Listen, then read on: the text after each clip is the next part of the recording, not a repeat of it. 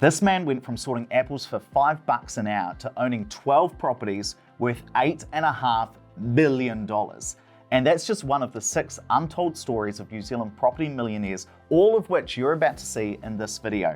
From someone just starting out on their property investment journey, through to an investor who owns over 122 houses. Because behind every headline about high house prices, there's a real person with a story worth telling.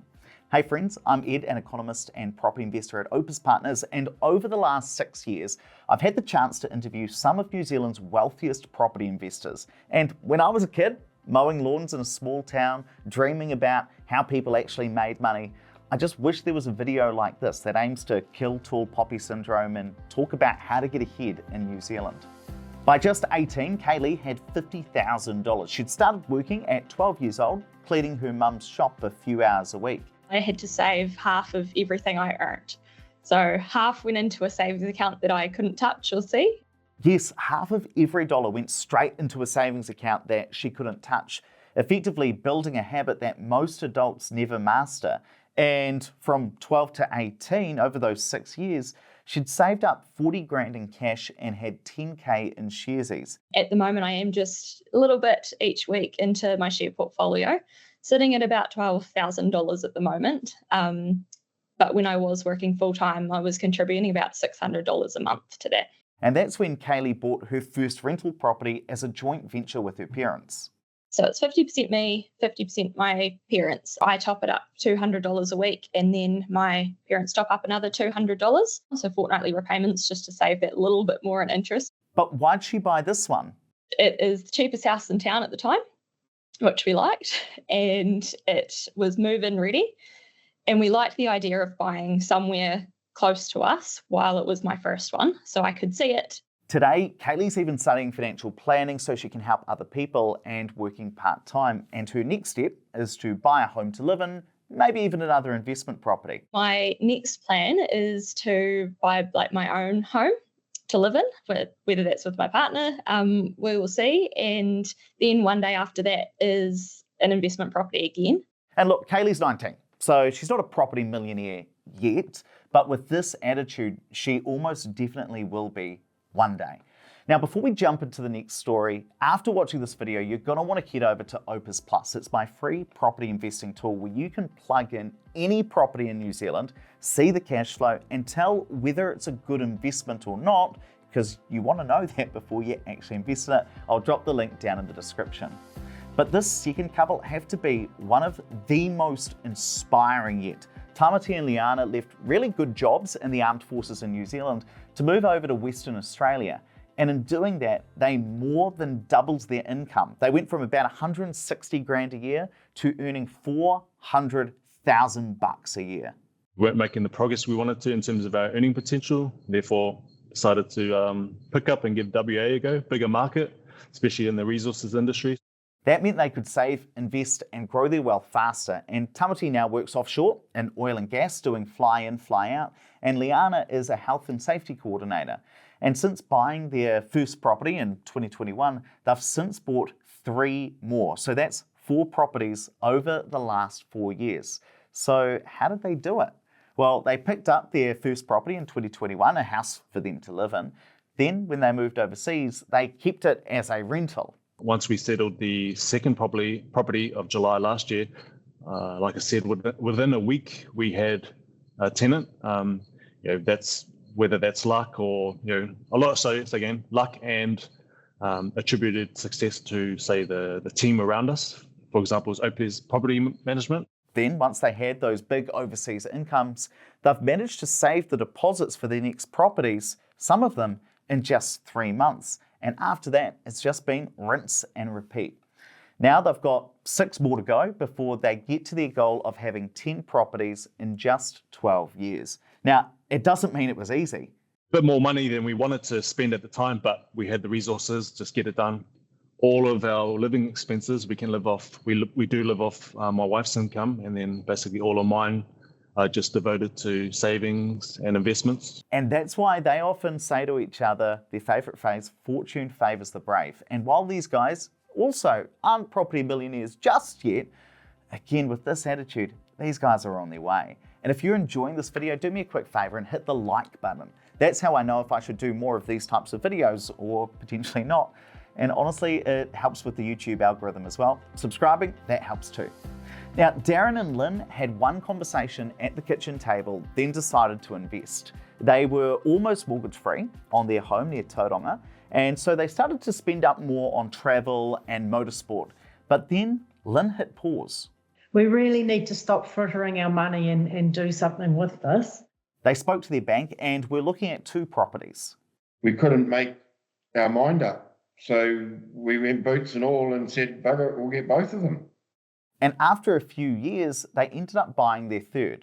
I'm actually constantly looking at properties, not just where we live, but all over the place. So it's interesting. They just said, we've found another investment property that we think is a good investment. What do you guys think? And we looked at it.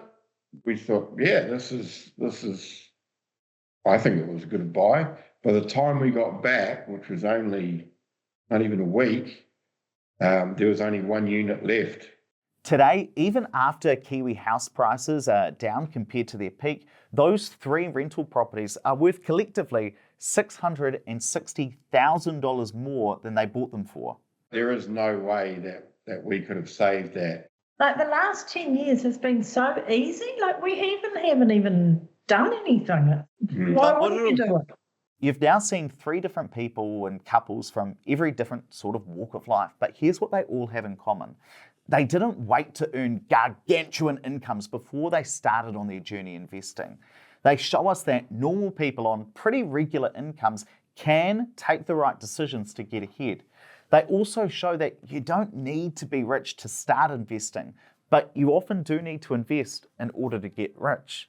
But also that you do need to keep taking those small actions regularly to start to build that momentum. But not every property millionaire starts with a paid off home or years of savings. Some start from absolute zero, no family help, no assets, no plan B. Like Pritesh, who arrived in New Zealand from India 20 years ago with almost nothing. He was earning $5 an hour, sorting apples, the rotten from the good, and living in a garage while sending money home to pay off his student loan. Yeah, I came to New Zealand for my further studies with the high hopes to make my future in this country. We had a massive loan. We had to take a student loan in India to come down here. So there was a lot of pressure to pay that loan back. And his first job in New Zealand really was sorting rotten apples. There was a big bin of apples. They wanted to sort out the rotten apples out of the good apples. And they said, it's going to be $5 for a few hours. I said, okay, might as well. After working for several years in Auckland, Pritesh finally decided to buy his first home in 2011. We wanted a house close to my workplace because I was traveling from North Shore to Manukau every day, for work. And me and my brother were looking for a house at the time. And we found a property in Manukau, which was a kind of a 2 units on a 1 title. And it became the foundation for everything that followed. He since moved to the South Island to start a business. He rented a house for a year. Then one day the landlord turned up and asked him if he wanted to buy it. And when you're buying it directly, you save some money from as a real estate agent fees and all that. So we both can, negotiate that and you can get a good deal. And he didn't stop there. Pritesh and his wife learned to subdivide, renovate, and build houses. Only one venture, which was the first house we bought it with my brother. And then it was all me and my wife getting onto the property ladder. It's not an easy process. You really need a lot of patience and there's nothing certain when you do a sub. There's no way you can find out how much it's going to cost. Today, the pair own 12 properties worth around $8.5 million. Every time we're making some money, if I leave it in the bank, it's not going to generate any money. And it was always one property at a time where my money was kept going. But what's he think about house prices going down over the last few years? The drop in the value will only apply if I sell, which I don't have any intention to do at the moment. From $5 an hour to $8.5 million in property. Now, if you're watching this and thinking, I want results like that, then you can book a free portfolio planning session with one of my financial advisors, because many of these people you're hearing about today have worked with my team at Opes to create a plan and invest in property. I'll drop a link down in the description.